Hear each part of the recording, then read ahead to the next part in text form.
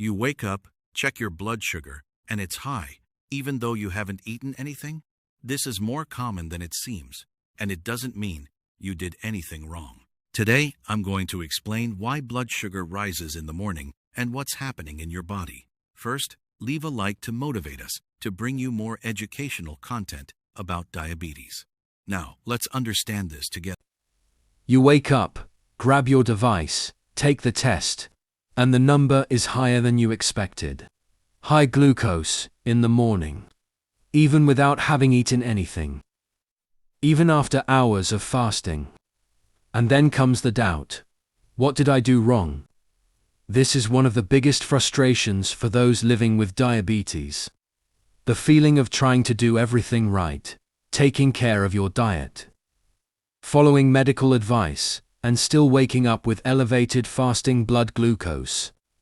This generates confusion, insecurity, and even guilt. But let me ask you an important question. If you went 8 hours without eating, why did your glucose rise? Why is morning glucose always high for so many people with diabetes? In most cases, this doesn't mean a lack of control. There's a natural mechanism in the body that explains elevated glucose upon waking. During the night, certain hormones kick in. The liver releases glucose into the bloodstream. And if there's insulin resistance, the result can be high blood glucose in the first few hours of the day. Many people know this as the dawn phenomenon, a type of morning hyperglycemia that occurs even without food intake. Understanding this process is essential to improve glucose control and stop blaming yourself for something that is often physiological. Today you will understand exactly what is happening inside your body, the role of hormones, insulin resistance, and the previous day's habits, and most importantly, what you can do in practice to improve your glucose upon waking. Breathe. Your body is not sabotaging you. And from now on, you will begin to see this more clearly and with more control. One of the most common mistakes when glucose appears high in the morning is to immediately think, "It was my dinner." Many people mentally go back to the last meal of the day, trying to find what they did wrong. Was it the rice? Did I eat too late? Did I overeat? And this line of thinking is almost always accompanied by guilt.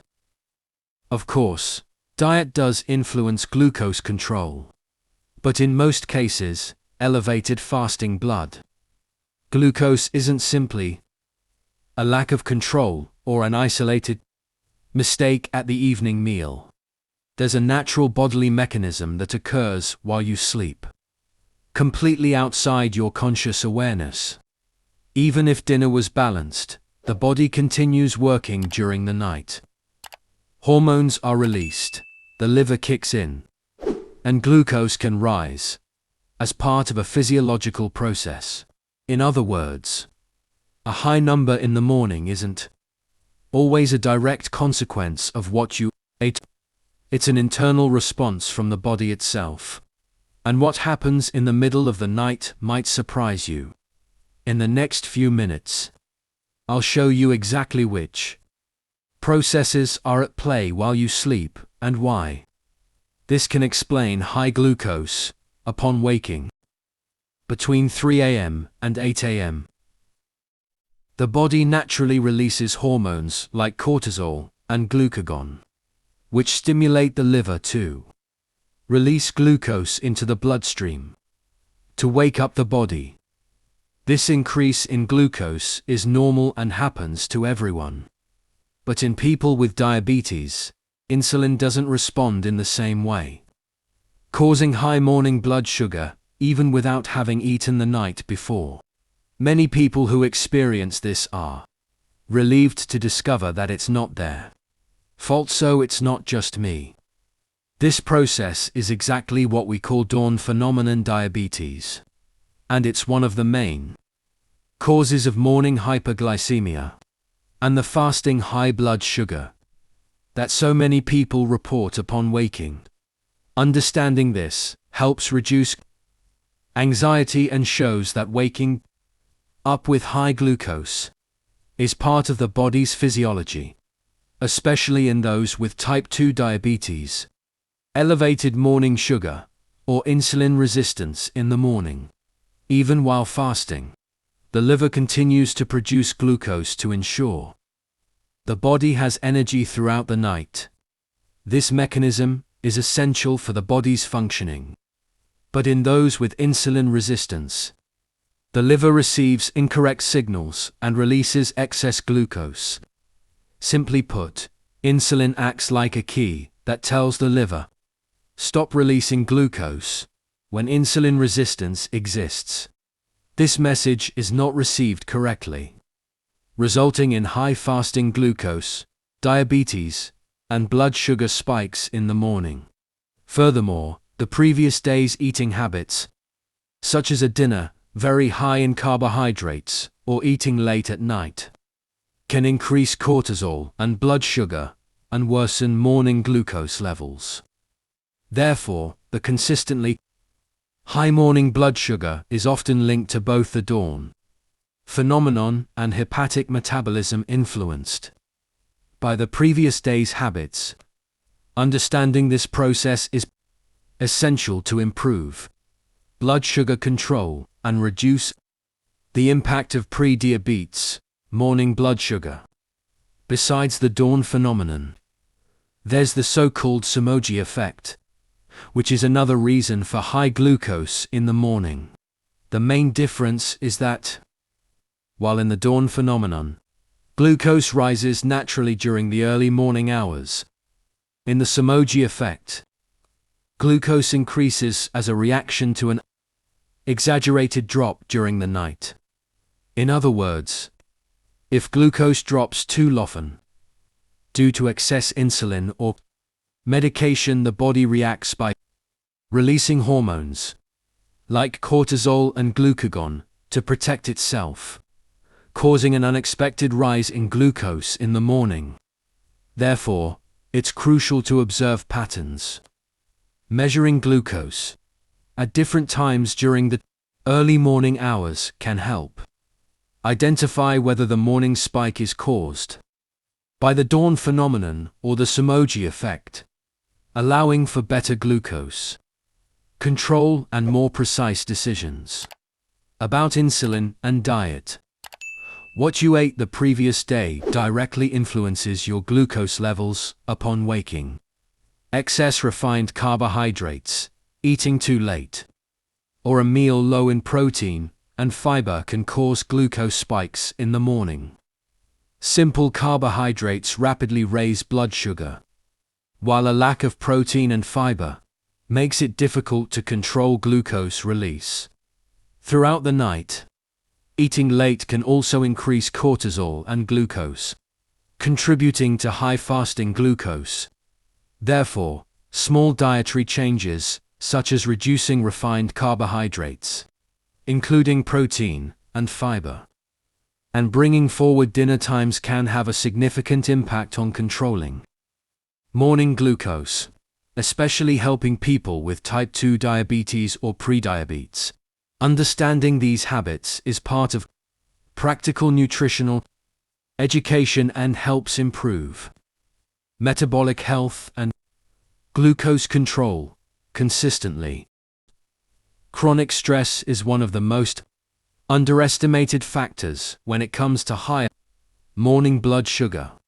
When we are under constant pressure, whether at work, in studies, or in our personal lives, the body reacts by releasing stress hormones, mainly cortisol. This hormone has the function of providing quick energy to the body, increasing blood glucose to prepare muscles and the brain for an alert state. In people with diabetes or prediabetes, this effect can become even more evident because insulin cannot adequately compensate for this increase, resulting in high blood sugar upon waking.